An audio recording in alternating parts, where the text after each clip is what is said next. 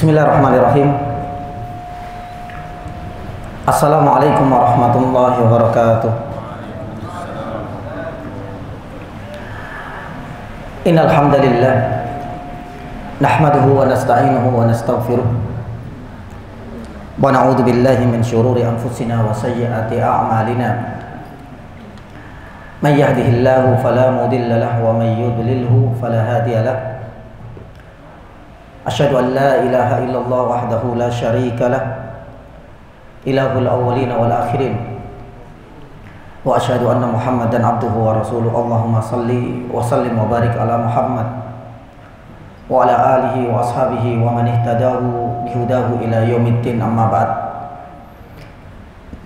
Jamaah yang dirahmati Allah Subhanahu wa taala, alhamdulillah pada kesempatan malam hari ini yang diiringi dengan gerimis atau hujan yang cukup lebat ini, mudah-mudahan Allah Subhanahu wa taala senantiasa mencatat kehadiran dan kedatangan kita di rumah Allah Subhanahu wa taala ini, karena inilah yang akan bisa menyelamatkan dan inilah yang akan menjadi deposit amal kita yang akan kita tuai dan akan kita panen kelak insyaallah taala.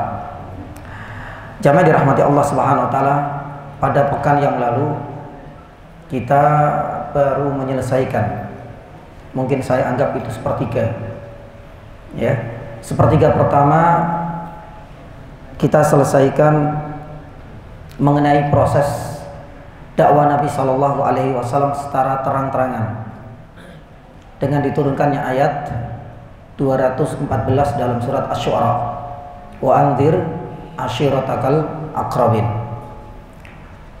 Ternyata efeknya luar biasa sekali, dan dakwah terang-terangan ini ternyata memiliki juga resiko yang cukup dahsyat, terutama berkaitan dengan kepribadian Nabi Shallallahu Alaihi Wasallam, nama baiknya, imbasnya. Para sahabat yang pertama kali menjadi pengikut setia Nabi Shallallahu Alaihi Wasallam pun tidak luput dari berbagai bentuk penyiksaan yang insya Allah mungkin kita akan sampaikan pada sepertiga ketiga pekan depan. Jamaah dirahmati Allah Subhanahu wa taala, di antara kisah yang pernah kita sampaikan pada pekan yang lalu, kita baru masuk pada faedah yang pertama, ya. Faedah pertama tentang urgensi tauhid sebagai misi pertama dan paling utama yang harus diemban oleh setiap hamba. Kita sampaikan alasan yang pertama kenapa harus tauhid yang harus diprioritaskan oleh Nabi Sallallahu Alaihi Wasallam. Alasan yang kedua pun sudah kita sampaikan, menyisakan alasan yang ketiga, keempat, dan yang kelima. Kenapa harus tauhid? Alasan yang ketiga, jamaah dirahmati Allah Subhanahu Wa Taala, beberapa ulama mengungkapkan tauhid karena menjadi poros, menjadi pokok dakwah seluruh para nabi. Oleh karenanya Allah Subhanahu wa taala berfirman di dalam surat An-Nahl ayat 36. Walaqad ba'atsna fi kulli ummatir rasulan an i'budullaha wajtanibut taghut. Allah Subhanahu wa taala di dalam surat An-Nahl ayat 36 seakan-akan ingin memberikan dan menggambarkan pesan bagi siapapun yang membaca ayat ini, bahwasanya misi tunggal yang harus diemban oleh setiap para nabi itu adalah mengesahkan Allah Subhanahu wa taala. Ani'budullaha wajtanibut taghut. Dan ini menjadi misi seluruh para nabi. Maka oleh karena jamaah dirahmati Allah Subhanahu wa taala, di dalam sebuah hadis sahih dari riwayat Abu Hurairah radhiyallahu taala anhu, Imam Muslim meriwayatkan hadis ini. Rasulullah SAW pernah bersabda, Al-anbiya ikhwah. Jadi seluruh para nabi, mulai dari Nabi Adam sampai terakhir Rasul Sallallahu Alaihi Wasallam, kata Rasul Sallallahu Alaihi Wasallam, semuanya adalah saudara. Ummahatum syatta, kata Rasulullah. Ibu-ibu mereka yang melahirkan para nabi itu berbeda-beda memang, tapi dinuhum wahid. Misi yang diemban oleh seluruh para nabi mulai dari awal sampai akhir itu sama. Maka jamaah yang dirahmati Allah Subhanahu wa taala, kalau kita baca beberapa ayat di dalam Al-Qur'anul Karim, salah satunya di dalam surat Hud misalnya, itu nanti kita akan dapatkan Allah Subhanahu wa taala menyebutkan satu demi satu para nabi. Tapi misi pertama yang disampaikan oleh mereka semua itu adalah tentang dakwah tauhid. Bagaimana seorang hamba itu mengesahkan Allah Subhanahu wa taala. Pun demikian dalam surat Al-A'raf, mulai dari Nabi Nuh, Nabi Hud, Nabi Saleh, Nabi Syuaib, Nabi Ibrahim, semuanya juga membawa misi yang sama. Di dalam surat Asy-Syu'ara pun demikian. Allah Subhanahu wa taala menyebutkan berkali-kali tentang misi yang dibawa oleh para nabi, itu semuanya mengerucut pada tujuan yang sama, bagaimana Allah Subhanahu wa taala benar-benar diesahkan oleh setiap hambanya. Maka jemaah yang dirahmati Allah Subhanahu wa taala, tidak sedikit di kalangan para ulama ketika melihat begitu penting dan urgennya peran tauhid yang itu menjadi poros dan pokok dakwah seluruh para nabi, maka tidak selayaknya dan tidak etis bagi kita yang mengaku sebagai pengikut Nabi Shallallahu Alaihi Wasallam dan mengimani seluruh para nabi mengabaikan peran tauhid dalam setiap kita berdakwah, di dalam setiap kita amar ma'ruf nahi mungkar. Maka sangat miris di sebagian kaum muslimin menganggap bahwasanya peran tauhid, dakwah tauhid ini dianggap sebagai dakwah yang memperpecah belah umat. Ya, terlebih kadang-kadang dikorelasikan dengan kondisi realita masyarakat. Satu contoh misalnya, ya, saat ini umat Islam ini butuh kepada pakar-pakar ekonomi misalnya. Untuk masalah dakwah tauhid bisa kita nomor 3kan, nomor 4kan. Karena kondisi negara ya dalam kondisi yang memang benar-benar terpuruk ekonominya. Apakah ini bisa dijadikan sebagai hujah dan dalil untuk mengabaikan peran tunggal kita dalam berdakwah, mengajak orang untuk mentauhidkan Allah Subhanahu wa taala? Ternyata alasan dan klaim seperti ini tertolak. Allah Subhanahu wa taala menjelaskan di dalam surat Al-A'raf ayat 85. Wa ila madyana akhahum Syu'aiba. Kalau kita baca kisah dan sejarah Nabi Syu'aib alaihissalam ketika diutus oleh Allah Subhanahu wa taala kepada kaumnya, misi apa yang disampaikan oleh Nabi Syu'aib? Qala ya qaumi ibudullaha ma lakum min ilahin ghairu. Tetap tauhid yang dinomorsatukan. Padahal kalau kita baca lebih dalam, kondisi Madian ketika itu benar-benar terpuruk ekonominya. Bagaimana monopoli dalam dunia pasar dan niaga itu luar biasa sekali. Terlebih banyak sekali kecurangan-kecurangan yang terjadi di kalangan para tujar dan para pedagang. Tapi toh Allah Subhanahu wa taala ketika menginstruksikan kepada Nabi Syu'aib berdakwah kepada kaumnya dengan realita bagaimana ekonomi bangsa Madian benar-benar terpuruk, tapi perintah yang pertama kali disampaikan oleh Nabi Syu'aib, ya qaumi ibudullaha ma lakum min ilahin ghairu. Baru kemudian di ayat selanjutnya, fa'uful kaila wal mizana, wahai kaumku, bertakwalah kepada Allah, jangan engkau kurangi timbangan-timbanganmu. Inilah yang menjadi penghilang dan pemusnah keberkahan yang Allah Subhanahu wa taala turunkan kepada kalian.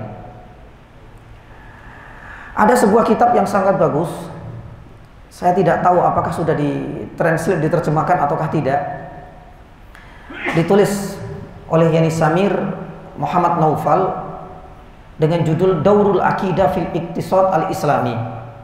Peran tauhid dan peran akidah di dalam ekonomi Islam.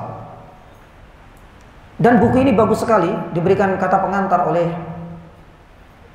guru besar di Al-Azhar University di Mesir, Dr. Yusuf Ibrahim Yusuf. Di sini mengungkap dan menyingkap yang banyak sekali apa sih efek akidah, efek dan peran tauhid di dalam ekonomi Islam. di dalam mengembangkan ekonomi umat. Salah satu di antaranya, tauhid itu adalah melahirkan keimanan seorang hamba bahwasanya rezeki itu sudah Allah Subhanahu wa taala tentukan. Kalau seandainya tauhid itu tidak bercokol kuat pada hati para pedagang, orang-orang pialang, ya, para saudagar, tentunya mereka masih menyangka bahwasanya rezeki itu ada di tangan kita, tergantung seberapa besar usaha yang kita kerahkan. Padahal Allah Subhanahu wa taala firman di dalam surat Hud, "Wa ma min dabbatin fil ardi illa 'alallahi rizquha." Perang tauhid inilah yang kemudian melahirkan keimanan bahwasanya Allah lah Subhanahu wa taala yang benar-benar membagi rizki kepada umatnya. Dan peran tauhid ini juga jamaah dirahmati Allah Subhanahu wa taala yang melahirkan rasa takut pada diri para ekonom, para saudagar dan para pedagang, agar mereka benar-benar berdagang dan berniaga dan tidak mencampuri dengan sesuatu yang diharamkan oleh Allah Subhanahu wa taala. Riba misalnya, kemudian berbuat curang, mengurangi timbangan misalnya. Rasa takut itulah sebenarnya adalah hasil dari kekuatan iman dan akidah serta peran tauhid yang tetap bercokol pada hati setiap hamba. Dan ini sangat besar sekali efeknya ya jamaah. Bukankah Rasul Shallallahu Alaihi Wasallam dalam sebuah hadis sahih dari sahabat Abdurrahman ibnu Syabil radhiyallahu taala anhu pernah menyampaikan bahwasanya inna tujjar humul fujjar, sesungguhnya para pedagang, maaf kalau di sini banyak para pedagang, tapi ini adalah hadisnya Nabi. Para pedagang itu adalah para pelaku kejahatan. Mereka adalah orang-orang fasik. Ketika Nabi Shallallahu Alaihi Wasallam menyampaikan yang demikian, disanggah oleh sebagian para sahabat. Qalu ya Rasulullah, bukankah Allah Subhanahu wa taala telah menghalalkan baik jual beli perniagaan? Rasulullah SAW, iya. Tapi pasar yang dianggap sebagai tempat yang paling buruk, dan kita pun dianjurkan untuk membaca doa sebelum kita masuk ke pasar. Kata Rasulullah SAW, memang benar Allah Subhanahu wa taala telah menghalalkan jual beli. Tapi apa yang terjadi? Kebanyakan di antara para pedagang itu mengabaikan norma-norma syariat Islam. Fayahlifun, kebanyakan mereka berbohong dan bersumpah dengan sumpah serapanya untuk menggait yakni banyak konsumen, untuk mengambil dan mengais banyak keuntungan. Kemudian Rasulullah SAW menyebutkan lagi, bukankah di pasar banyak orang-orang yang yuhadditsun fayakdzibun? Banyak mereka mempromosikan barang dagangannya, tapi tidak sedikit pula mereka berdusta dan tidak menjaga amanah setiap produk yang ia tawarkan kepada saudaranya. Maka jamaah yang dirahmati Allah Subhanahu wa taala, maka peran tauhid inilah yang kemudian melahirkan iman, melahirkan rasa takut, melahirkan amanah. Dan tentunya di antara sekian banyak, saya cukupkan di sini saja karena dalam buku itu cukup banyak ya efek positif dari tauhid dan akidah di dalam mengembangkan ekonomi umat. Dan yang terakhir, peran akidah itulah yang kemudian selalu membimbing manusia untuk melaksanakan dan mengutamakan serta memprioritaskan hak Allah Subhanahu wa taala sebelum hak makhluknya. Apa itu yakni hak Allah yang sering terabaikan oleh para pedagang? Adalah as-salat. As-salat. Salat yang banyak terabaikan. Mereka disibukkan dengan berbagai macam dan hiruk pikuk perdagangan dan perniagaan, apalagi kalau pas lagi rame-ramenya. Maka disinilah kemudian jamaah dirahmati Allah Subhanahu wa taala. Rasulullah SAW pernah mengingatkan sekali lagi, "Thalathatun la yukallimullahu wa la yanzuru ilaihim." Dan yang terakhir, "Walahum adabun alim." Ada 3 kelompok orang. Allah Subhanahu wa taala tidak akan melihat kepadanya. Berarti Allah Subhanahu wa taala sudah tidak akan peduli dengannya pada hari kiamat kelak. Allah Subhanahu wa taala pun mengabaikan, tidak akan berkomunikasi dengannya. Dan bagi mereka adab yang pedih. Salah satu di antara 3 kelompok itu, kata Rasulullah SAW, rajulun yahlifu ala yaminin, seseorang yang suka mengeluarkan sumpah serapahnya guna untuk menguntungkan, guna untuk meraih keuntungan dan laba sebesar-besarnya, ya, atas harta saudaranya muslim ba'dal asar, setelah salat yakni asar atau setelah waktu asar. Para ulama kemudian mencoba untuk mencari rahasia dan alasan dan hikmah kenapa disebutkan di situ ba'dal asar. Karena ba'dal asar ini adalah salah satu momentum dan waktu yang banyak dilalaikan oleh para pedagang. Makanya dalam beberapa riwayat Nabi SAW mengingatkan, ya, barang siapa yang meninggalkan sholat asar faqad habita amaluhu, maka amalannya akan dihapuskan oleh Allah Subhanahu wa taala. Karena di waktu ba'dal asar ini menjadi apa? Kata para ulama, akhirun nahar. Ini adalah akhir-akhir gentingnya sebelum kita dan para pedagang itu menutup yakni lapak mereka. Maka disinilah kemudian ketika keuntungan kurang, disinilah banyak orang kemudian memanfaatkan momentum untuk mengais sebanyak-banyak keuntungan meskipun dengan cara-cara yang tidak dihalalkan oleh Allah Subhanahu wa taala. Berarti apa yang diungkapkan oleh Samir Muhammad Naufal yang diberikan komentar oleh atau kata pengantar oleh Dr. Yusuf Ibrahim Yusuf dalam kitab ini luar biasa sekali. Dan ini menjadi bantahan bagi klaim sebagian kaum muslim menganggap bahwasanya peran tauhid ini tidak vital. Yang kita butuhkan saat ini ekonomi sedang terpuruk, jangan kau bicara masalah tauhid. Ini adalah sebuah syubhat yang tertolak. Pun demikian jamaah dirahmati Allah Subhanahu wa taala. Sebagian di antara kita mengabaikan peran tauhid. Tauhid nanti saja. Kondisi umat yang saat ini benar-benar sudah terpuruk apanya, akhlak dan moralnya misalnya. Kita selesaikan ini dulu. Jangan kau perpecah dengan dakwah tauhid dan mengisahkan Allah Subhanahu wa taala. Jamaah dirahmati Allah Subhanahu wa taala. Ada buku bagus ini juga dan ini menjadi tesis di Universitas di Jazair ini juga. Korelasi antara al-akhlak, al-aqidah wal akhlak fil Qur'anil Karim. Sejauh mana sih korelasi dan hubungan antara akidah dan tauhid dengan akhlak? Ternyata luar biasa sekali ya jemaah. Maka disinilah kemudian banyak mengutip beberapa hadis dari Nabi SAW. Salah satunya apa? Rasul SAW dari riwayat Abu Hurairah radhiyallahu taala anhu disebutkan di dalam Sahih Muslim. Beliau pernah bersabda, "Akmalul mu'minina imanan ahsanuhum yani khuluqa." Baiknya akhlak itu tidak bisa dilepaskan dengan yani soko gurunya, yaitu apa? Keimanan dan tauhidnya. Karena Rasul sallallahu alaihi wasallam dalam hadis ini mengatakan orang-orang mukmin yang paling sempurna imannya itu adalah orang yang baik akhlaknya. Dengan kata lain, kalau seandainya imannya, tauhidnya, akidahnya sudah melenceng, itu tidak akan mampu melahirkan baiknya dan bagusnya yakni akhlak yakni seseorang. Dalam buku ini juga dibahas tuntas, bahkan ini menjadi apa? Tesis.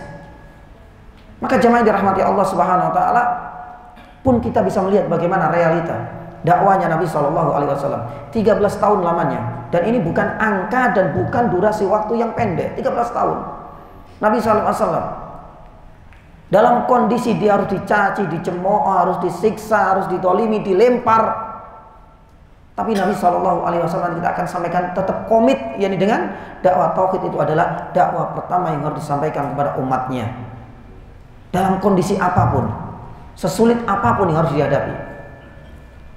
Maka benar apa yang disampaikan oleh Ibnu Qayyim rahimahullah taala. Beliau pernah mengatakan bahwasanya tauhid itu adalah kunci pembuka dakwah para nabi.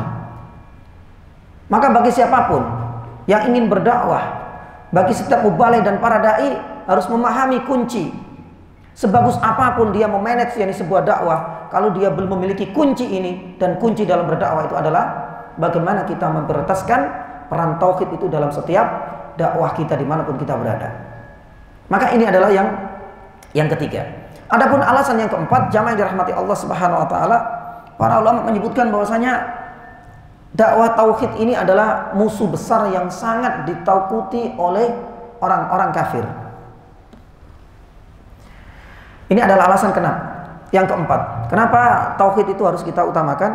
Karena dakwah tauhid itu adalah musuh besar yang sangat ditakuti oleh orang-orang kafir. Saya ingin menyebutkan sebuah kisah yang terjadi pada tahun 1213 yakni Hijriah, yang terjadi di Mesir. Karena di tahun itulah kolonialisme di bawah kepemimpinan negara Perancis itu masuk ke negara Mesir.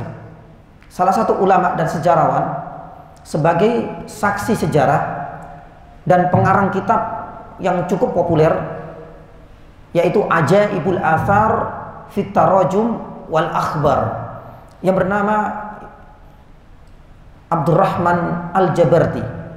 Beliau seorang sejarawan dan sebagai saksi sejarah ketika masuknya orang-orang Perancis demi untuk sekulerkan ya negara Mesir yakni ketika itu. Apa yang terjadi yakni jamaah yang dirahmati Allah Subhanahu wa taala? Mesir adalah salah satu negara Islam yang cukup ya ketat yakni dalam menerapkan nilai-nilai Islam dan akidah ketika itu. Bahkan ritual-ritual yang tidak diajarkan oleh Nabi SAW ketika itu, alhamdulillah tidak ada. Tapi apa yang terjadi? Para kolonialisme ini, Perancis tahu betul bahwasanya guna untuk menguasai, guna untuk bisa mengambil hati orang-orang Mesir, setiap ajaran yang bertentangan dan bersinggungan, berseberangan yakni dengan akidah, itulah yang harus dihidupkan kembali.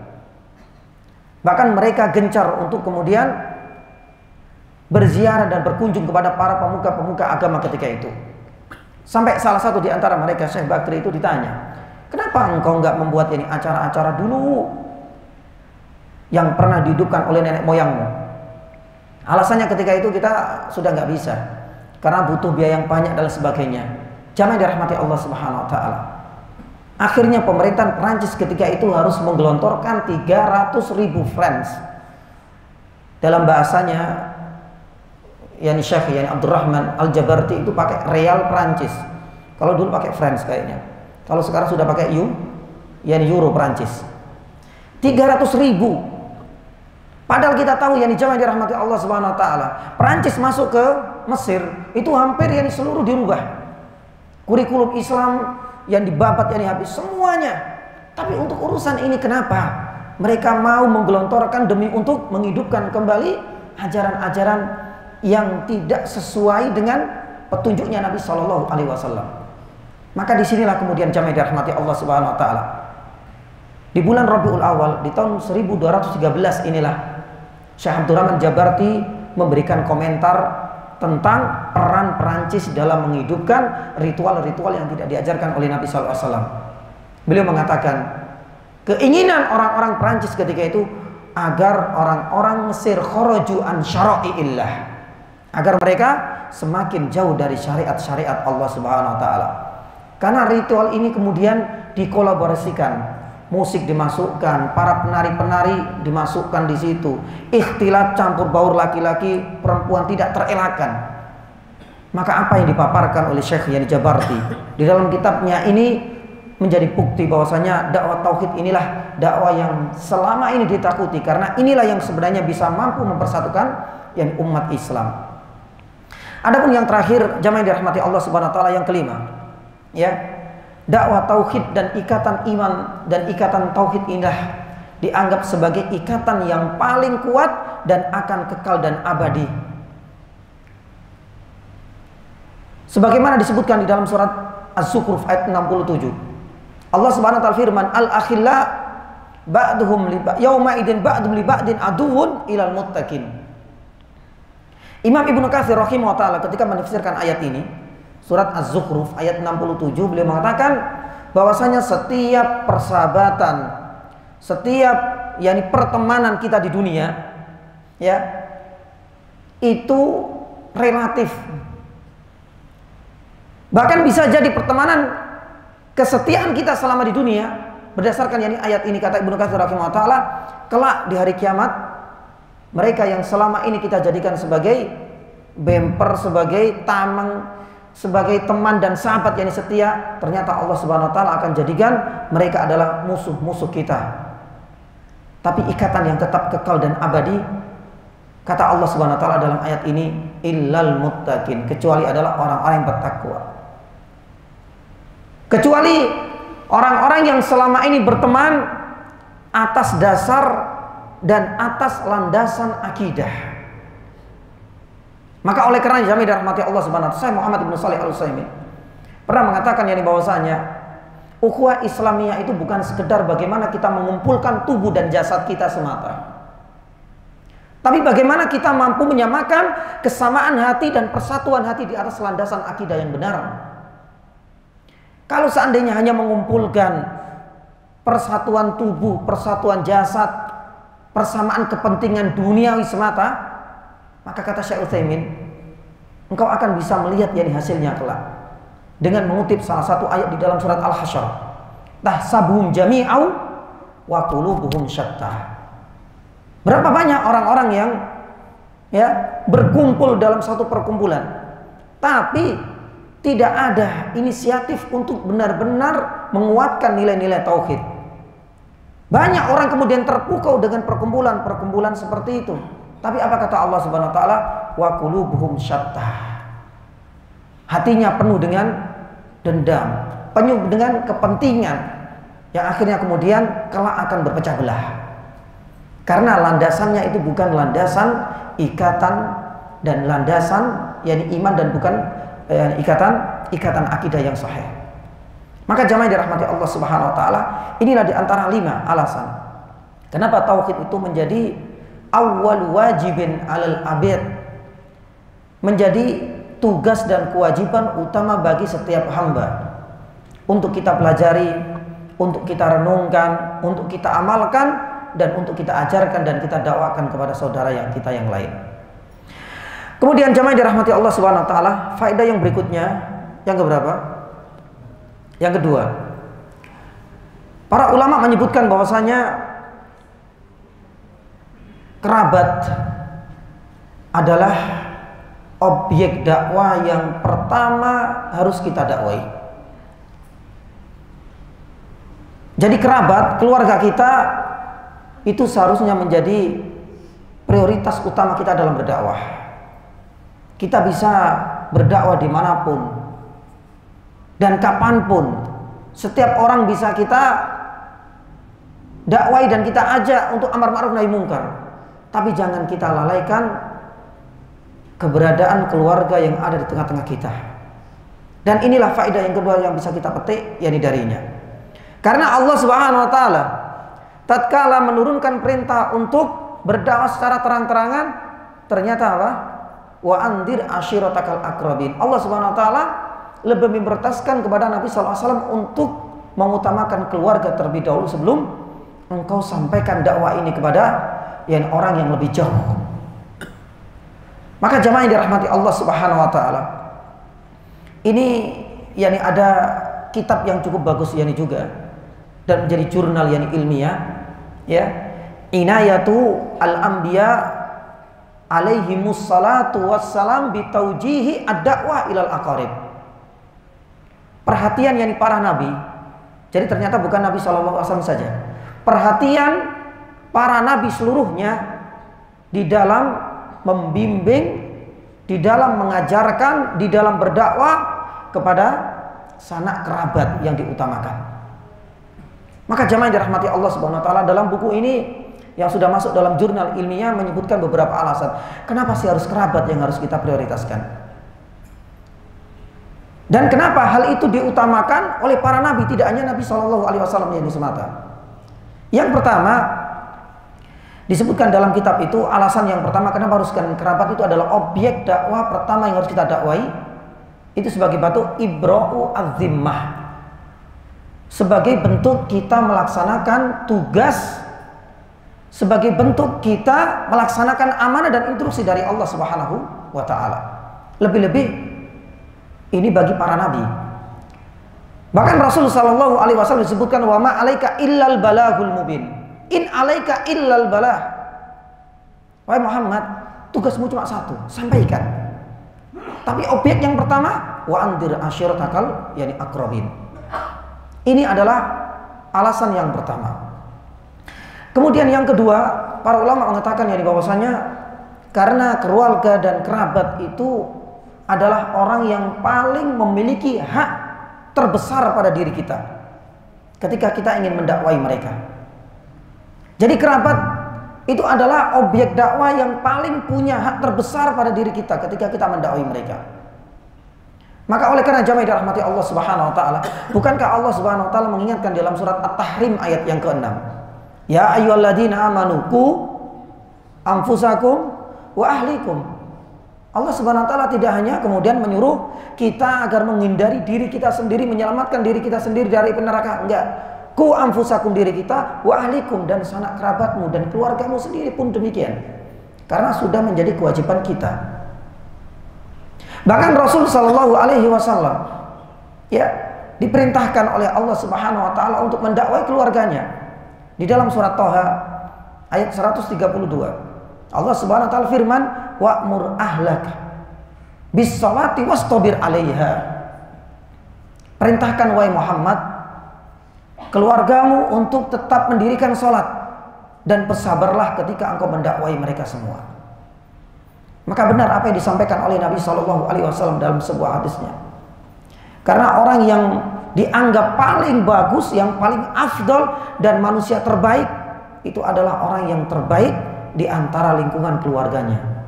Khairukum li ahli wa ana khairukum li ahli. Rasul Shallallahu Alaihi Wasallam mengingatkan bahwasanya manusia terbaik itu adalah ketika dia menjadi manusia terbaik di lingkungan keluarganya. Bukan manusia terbaik di lingkungan masyarakatnya, tapi menjadi manusia terjelek di lingkungan di keluarganya. Bukan seperti itu yang diinginkan oleh Nabi Shallallahu Alaihi Wasallam. Ini adalah alasan yang kedua. Karena mereka memiliki hak yang paling besar pada diri kita. Jadi mereka harus kita prioritaskan.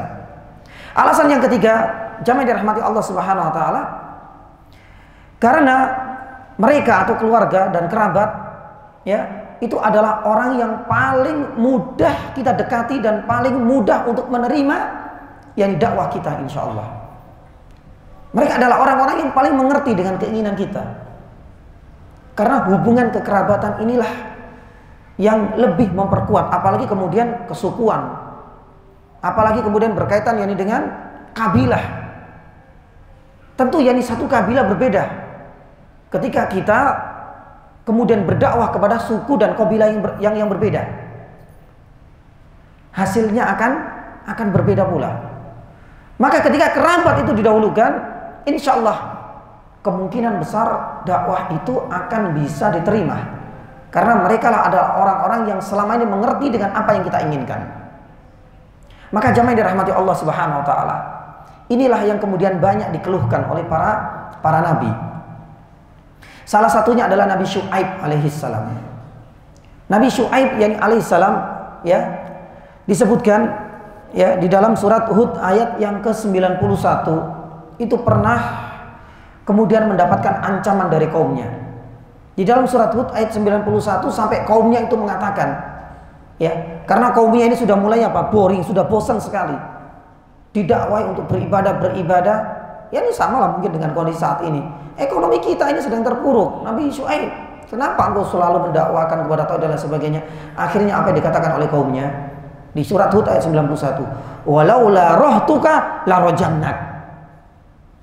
Kalau bukan karena keluargamu, kalau bukan karena nasabmu, karena engkau bagian dari kabilah kami, sungguh pasti kami akan merajammu. Kami akan melempari kamu dengan batu. Maka di sini menjadi apa? Salah satu tameng ternyata. Keluarga itu ternyata memiliki banyak faedah dan manfaat. Dan ini pula terjadi pada Nabi Lut alaihissalam. Nah di sini jamaah dirahmati Allah Subhanahu Wa Taala, di dalam surat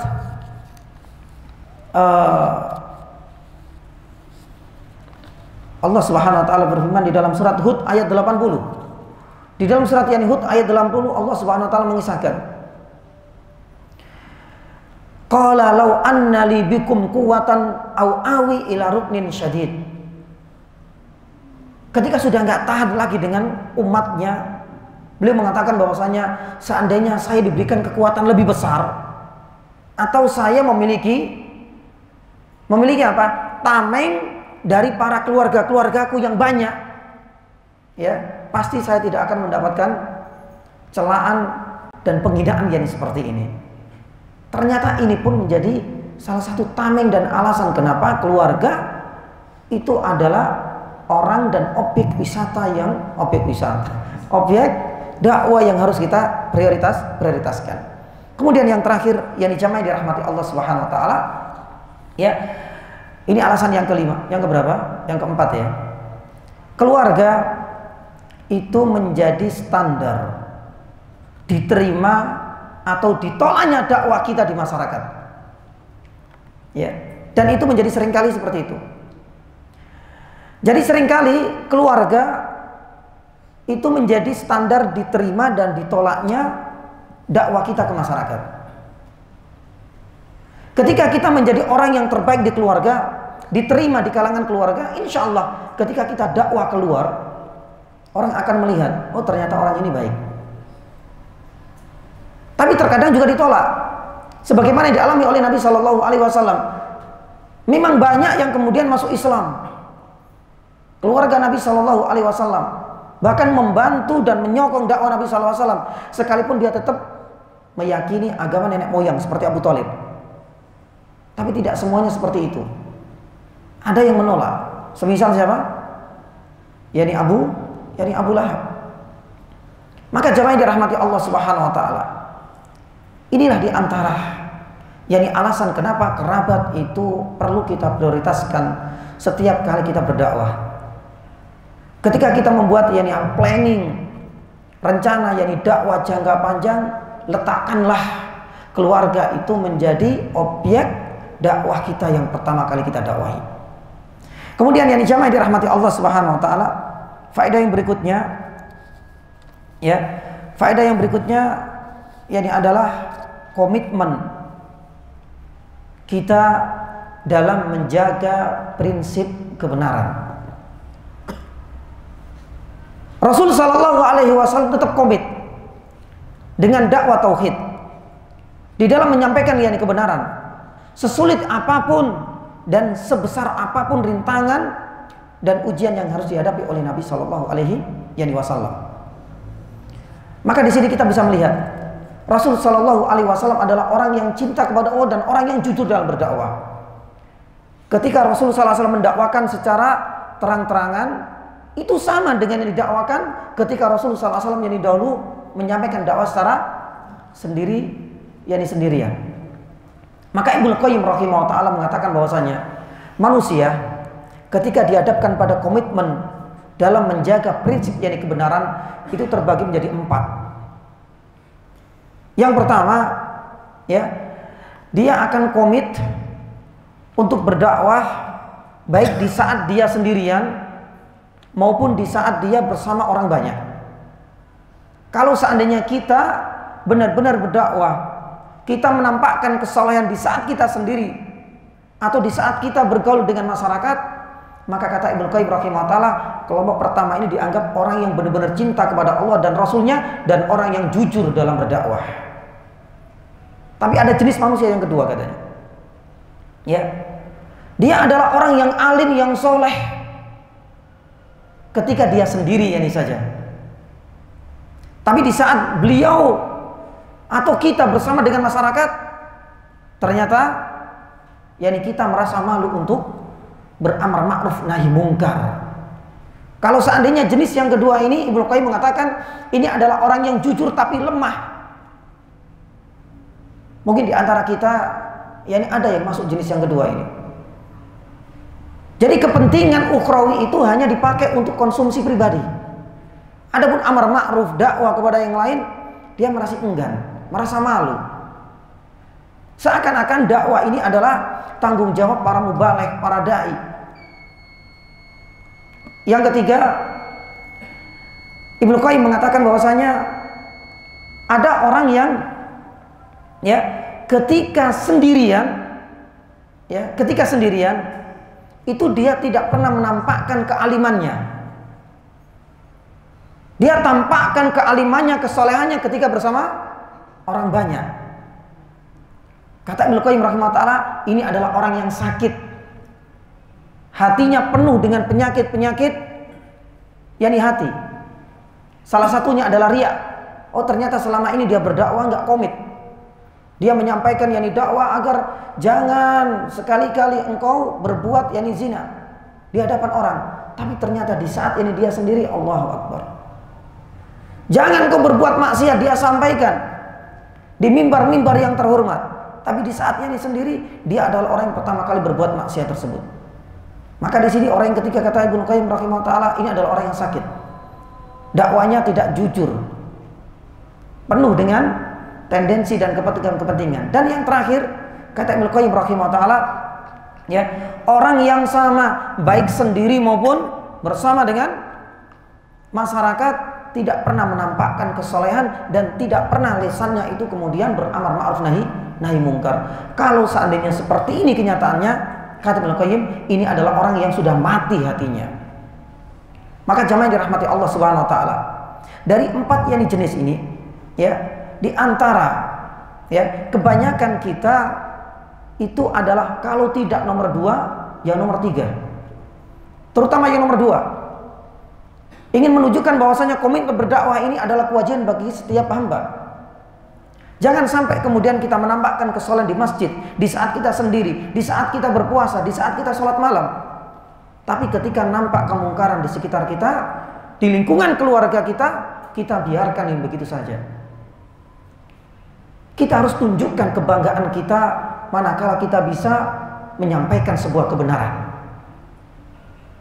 Terakhir, Salman Al-Farisi ya pernah meriwayatkan yang sebuah yakni hadis.